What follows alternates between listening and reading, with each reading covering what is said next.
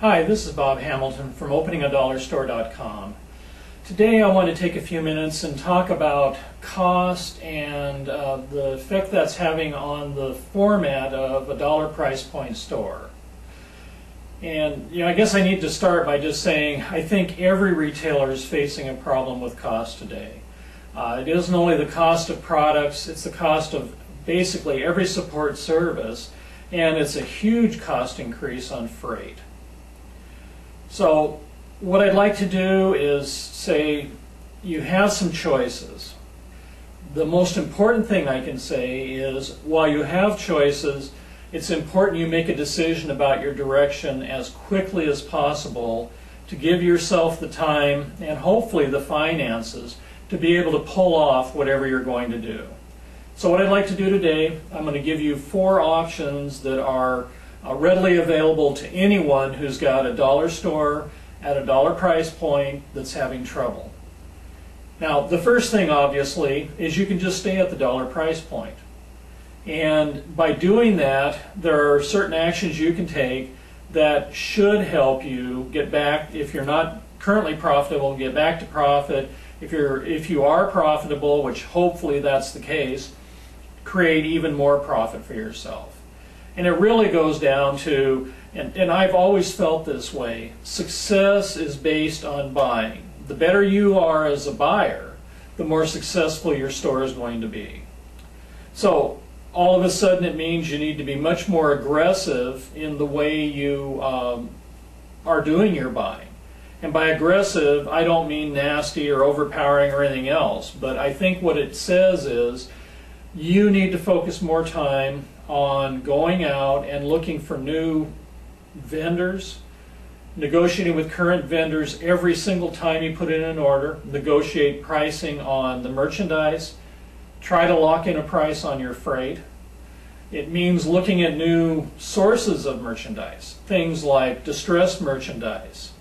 Another thing you can do that will greatly reduce your cost of goods is start looking for other businesses that are struggling and have decided to close up.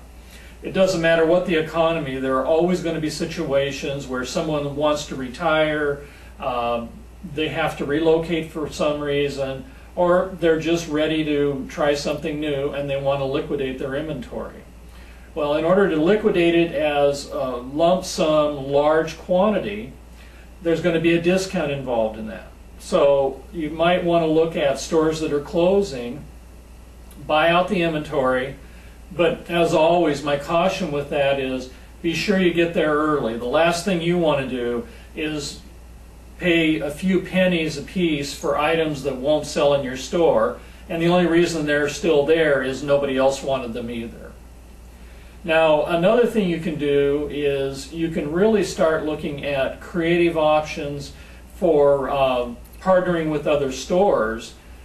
Stay at the dollar price point, look for others who are doing that, and see if you can become some kind of a buying co-op and negotiate, because you're buying larger quantities, negotiate better pricing, and you all win in that circumstance. If you decide that maybe the dollar price point isn't the solution for you, obviously the next thing you can do is reformat at over $1. Now you can go, there are all kinds of variations. There's the $2 store, there's the 1 to 3, there's the 1 to 5, there's the 10 and less, and there's the 20. I've seen all of those, and all of those exist today. There are many, many other variations. The caution I have for you now, obviously a single sale in a store that has $10 products is like 10 items you were selling at the dollar price point. So sales, once you can get traffic coming back in and adjusted to this format change, if you've got the right products, your sales volume will greatly increase. And along with that, if you're dealing with $10 merchandise, your profit should go up as well, profit per item. Now, the one thing I'll suggest, unless you want to just plain shut down and start over, is you might consider keeping some of the more popular products that were at the dollar price point. Like some of your basic cleaners, health and beauty, snack items, those kinds of things that people come in for periodically.